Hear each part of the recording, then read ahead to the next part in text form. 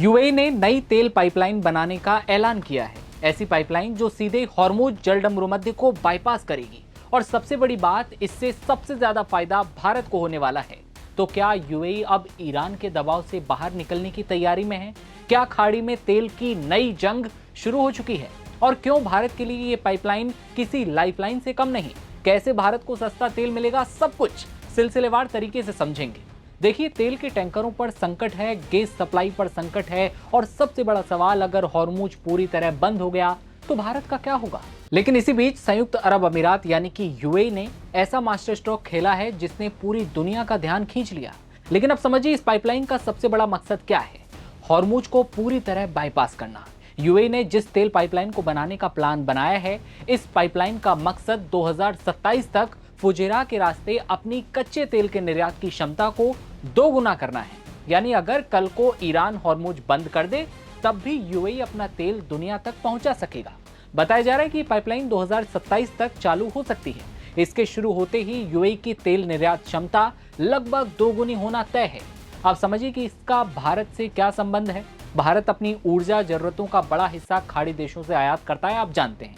तेल हो, एलपीजी हो, एलएनजी हो, भारत काफी हद तक इसी क्षेत्र पर निर्भर है। लेकिन हॉर्मुज पर बढ़ते खतरे की वजह से भारत की चिंता लगातार बढ़ रही है, क्योंकि अगर जलडमरूमध्य बंद हुआ तो भारत में पेट्रोल, डीजल, गैस और बिजली तक महंगी हो सकती थी।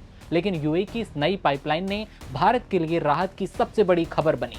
अधिकारियों ने इस परियोजना के पूरे होने की मूल समय सीमा का खुलासा अभी नहीं किया।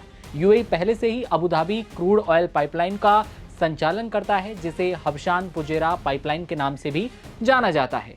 ये पाइपलाइन हॉर्मुज को बाईपास करते हुए रोजाना 1.8 मिलियन बैरल तक कच्चे तेल को सीधे ओमान की खाड़ी के तट तक पहुंचा सकती है।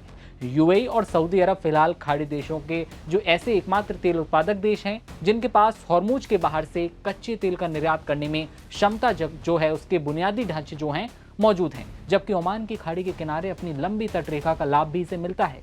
इसके विपरीत कुवैत, इराक, कतर और बहरीन ऊर्जा निर्यात के लिए इस रणनीतिक जलमार्ग पर काफी हद तक निर्भर हैं। अब सवाल ये है कि क्या यूएई का ये कदम ईरान को सीधी चुनौती है? क्या हॉर्मुज की अहमियत आने वाले सालों में अब कम होने वाली, क्योंकि विकल्प दूसरे तलाश लिए हैं? क्या भारत अब खाड़ी संकट से पहले से ज्यादा सुरक्षित हो जाएगा?